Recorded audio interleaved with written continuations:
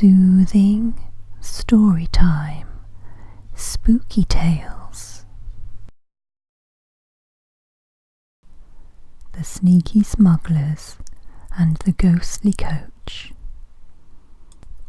The creatures of nature gathered at the Tree of Colours to tell spooky stories. "It's my turn, mine, said Abymm. So the others made themselves comfortable and listened to Abymm tell a story. I'm going to tell you all about how Wiley Wilhelmina and Underhanded Uther got their names. They had many adventures, but they were only named once. They were very sneaky, but not as sneaky as me.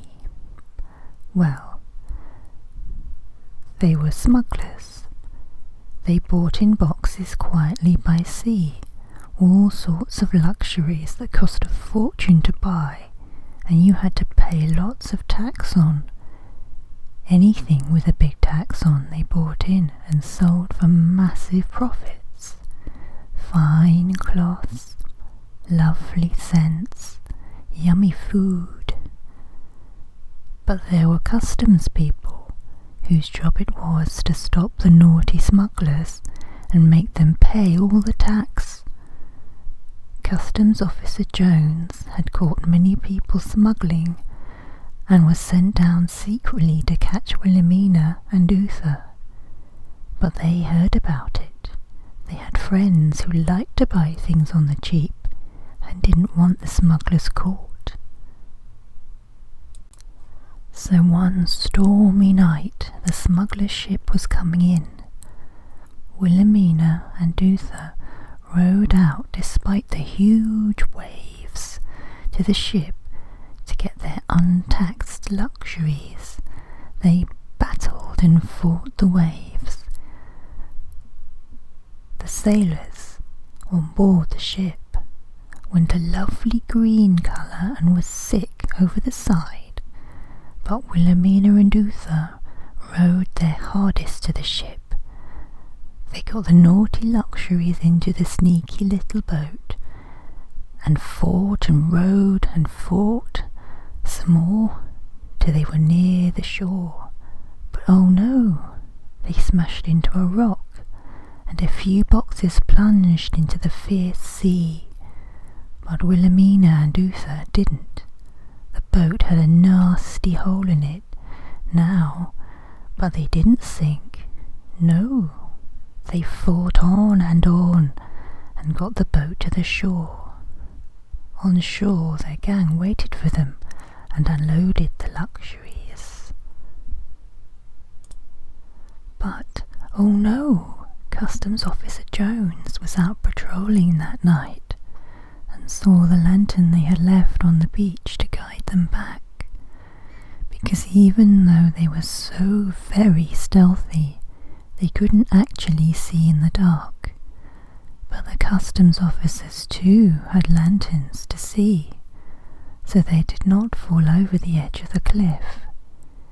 So the smugglers could see them and they could see the smugglers. Both sides looked at each other.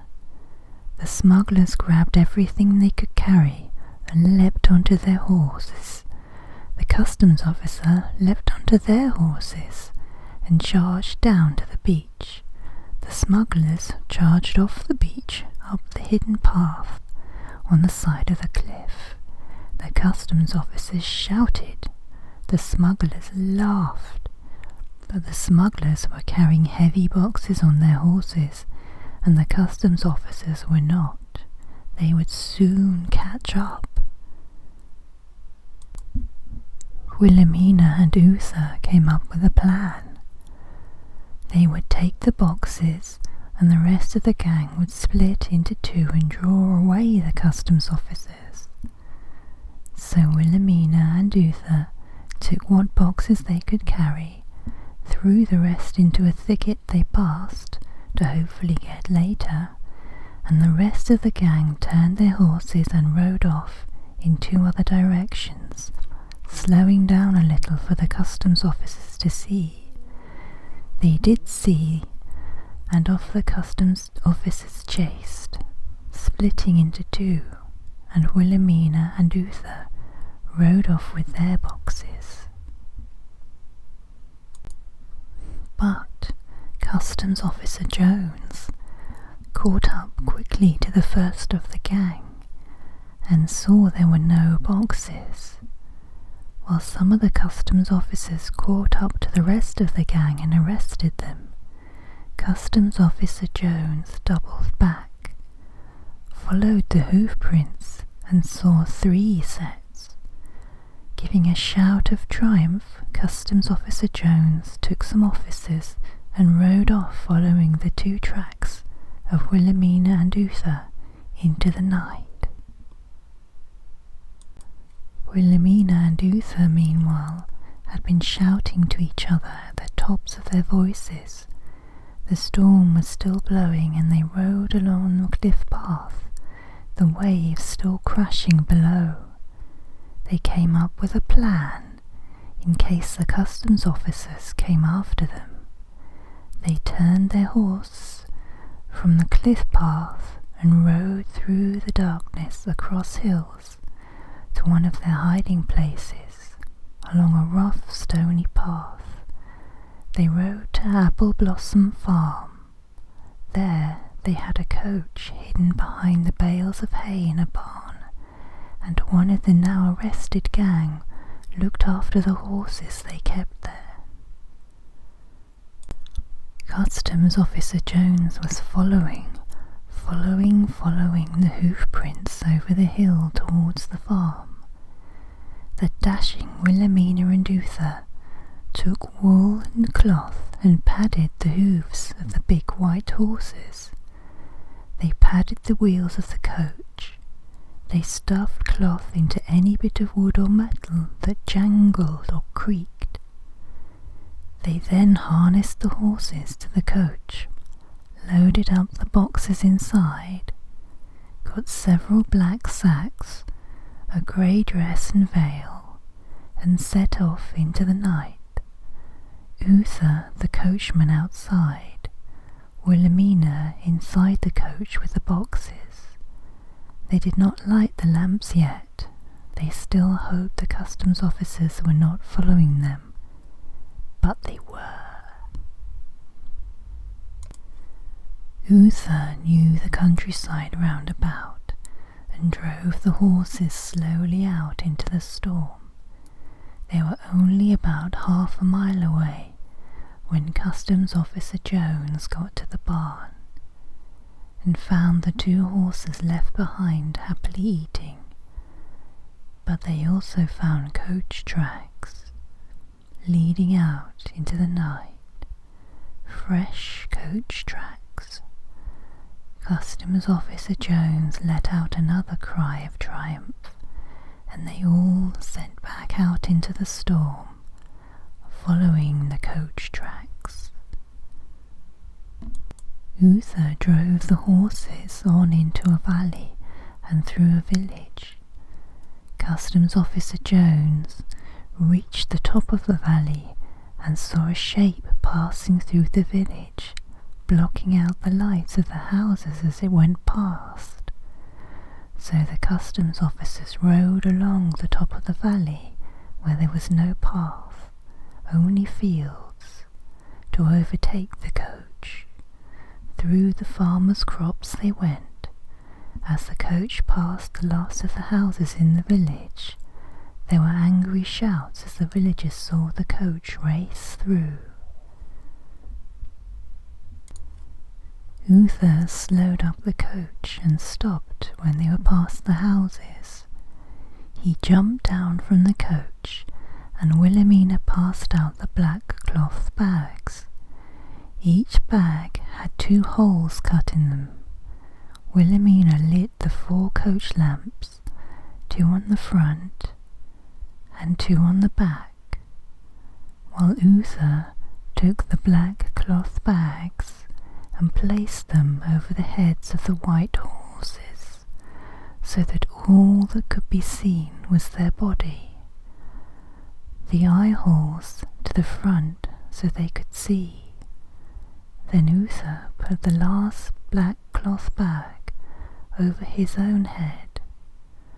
Wilhelmina was dressed in a grey dress and had painted her face with grey paint and drawn black circles around her eyes. She then put on a grey veil.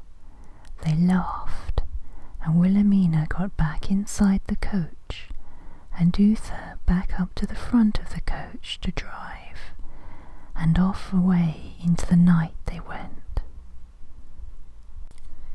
Customs Officer Jones was waiting at the end of the valley. The officers had formed two groups, one on either side of the road, to jump out. The storm still raged about them as they saw 4 dim lights coming towards them. The lights grew brighter and brighter until they saw a terrible sight. In front, closer and closer, were 4 white, headless horses, drawing a coach, driven by a headless coachman. They all sat frozen still on their horses, as the headless horses ran quietly past on padded hooves, and the coach went quietly past on padded wheels. Not a clatter or a jangle did the customs officers hear. And inside the coach there was the grey ghost of a woman in a veil with black staring eyes. The coach passed and disappeared into the night.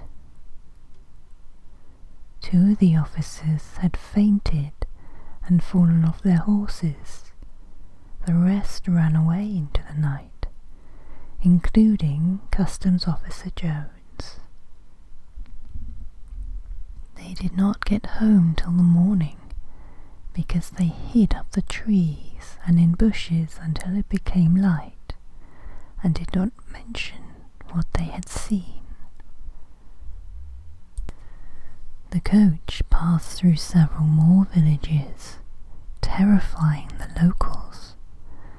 Wilhelmina screamed as they came into the villages. One poor villager fell off her porch and landed in a spiky rose bush. One man climbed up onto his own roof and hid in the top of his own chimney. Various villagers spent the night hiding in the privy at the bottom of the garden, several under their own beds.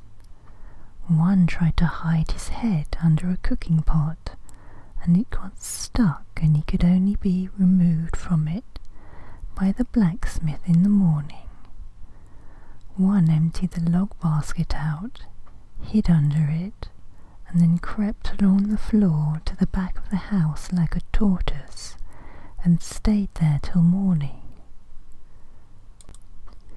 The woman who jumped into an animal pen got chewed by goats, and the man who had secretly snuck into the pantry to eat some apple pie and blame it on his children came out to see the noise, screamed, tried to run in the dark, and ran straight into the apple tree, which his wife said was simple justice, as she and the children shared the pie and contemplated the ghostly coach on its excellent timing.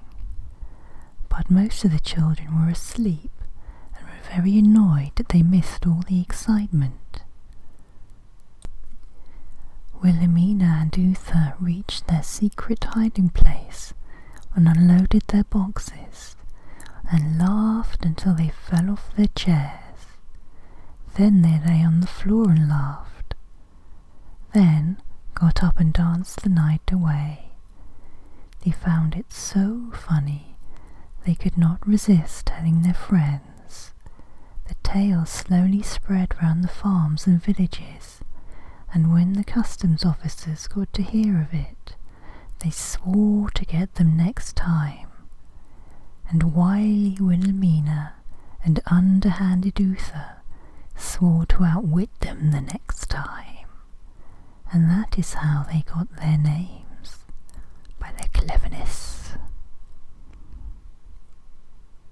The end.